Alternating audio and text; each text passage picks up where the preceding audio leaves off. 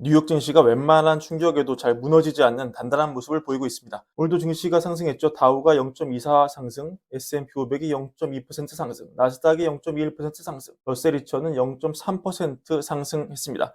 사실 이 장 초반 정해진 소식 때문에 오늘은 좀 약세를 보이지 않을까. 왜냐면 전날 굉장히 많이 올랐기 때문에 그런 생각도 좀 들었는데, 오늘 이 장 초반 전해진 소식은 이 하우징 마켓의 약재였습니다. 7월 신규 주택 착공 건수가 나왔는데 이게 123만 8천 건으로 전월 대비 6.8%가 줄었습니다. 시장 예상치인 134만 건을 크게 밑돌았고, 이거는 2020년 5월 이후 최저치였습니다. 결국 이 모기지 금리가 여전히 높은 게 타격을 가하고 있다고 볼 수 있는데요. 이 숫자가 이 최신판 GDP 나우에 바로 반영이 됐습니다. 최신판 오늘자 자료 새로 나온 거 보시면은 이게 어제 2.4에서 바로 2.0으로 하락을 했죠. 왜 하락을 했는지 숫자를 분해를 해보면 결국 이 오늘 데이터 이게 반영이 된 겁니다. 이 주황색이죠.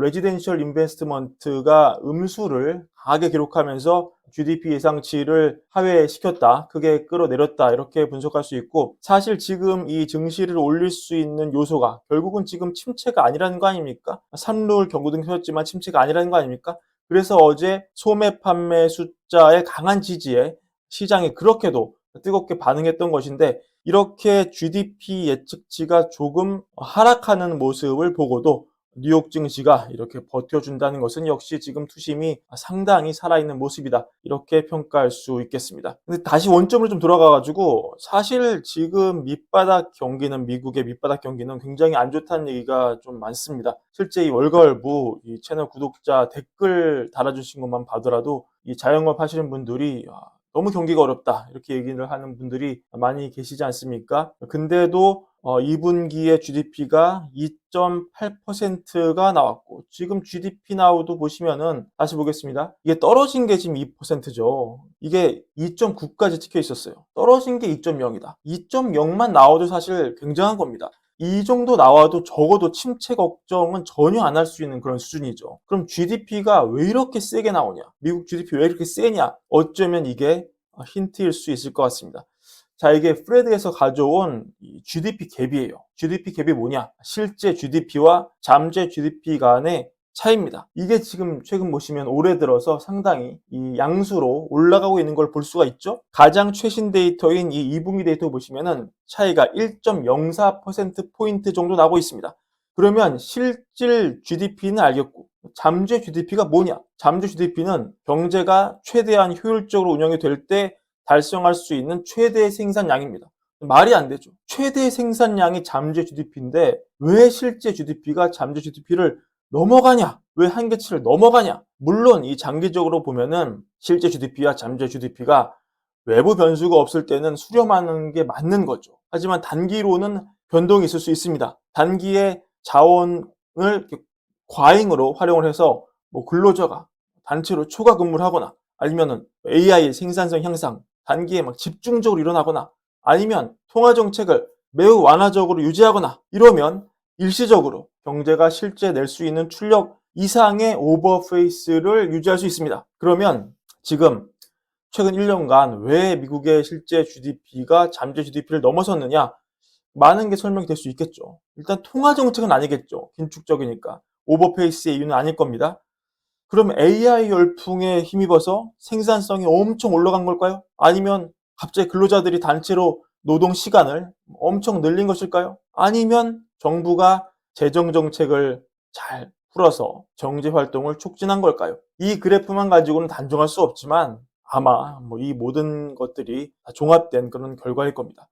그리고 이 월가에서 평가하기를 옐런 재무장관이 민주당의 당선을 위해서 사임하는 그날까지, 임기를 마치는 그날까지 금고의 마지막 1달러까지 쓸 것이다, 이런 예상이 나오는데, 마침 선거의 해인 올해 들어서 GDP 갭이 양수로 돌아섰다, 그리고 점점 양수 폭이 커지고 있다. 이것은 아마도 미국 정부가 대선을 앞두고 이 GDP 갭을 굳이 제로로 되돌릴 것인가, 제로 밑으로 되돌릴 것인가, 이런 의문을 제기했을 때 아닐 가능성이 높다. 경제가 활발하게 잘 돌아가도록 GDP 갭을 이 수준에서 계속 유지할 가능성이 더 높다, 이렇게 보는 게 합리적인 예상이라고 판단이 되고요.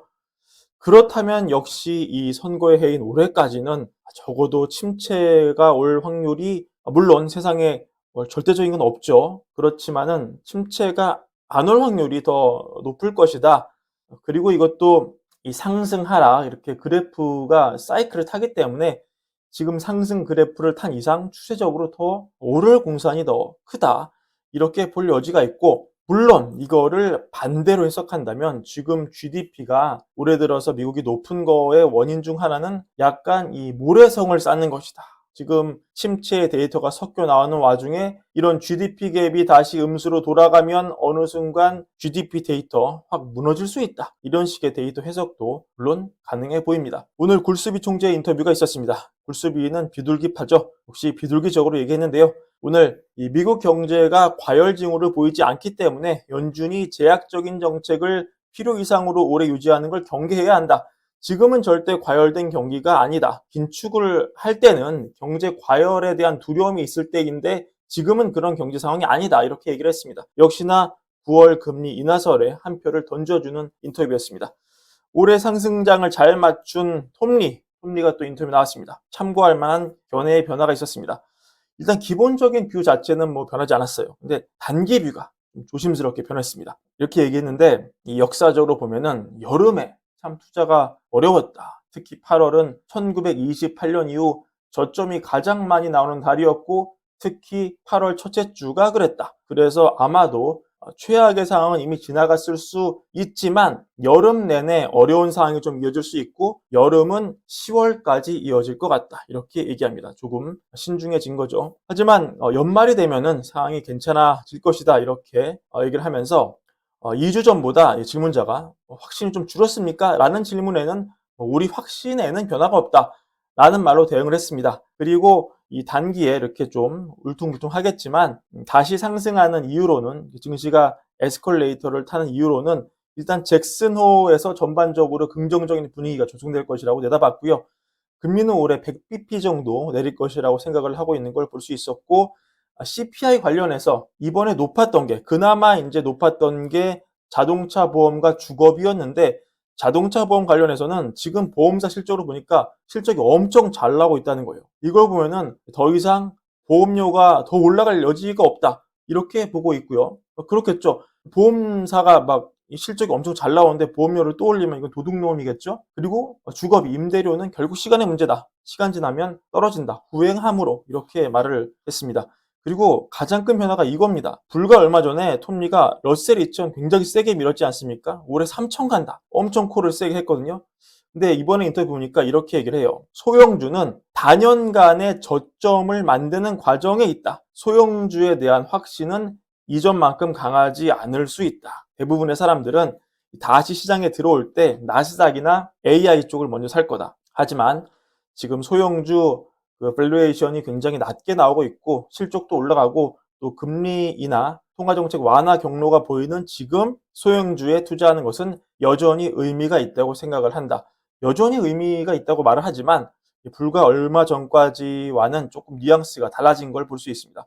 확신이 확실히 좀 떨어진 거죠. 그렇다고 해서 뭐 톱니가 다 맞추는 건 아닐 겁니다. 판단은 항상 우리가 직접 해야 되겠습니다. 오늘 준비한 브랜비어 영상은 여기까지고요. 월걸부 구독과 좋아요 많은 사랑도 함께 부탁드립니다. 감사합니다.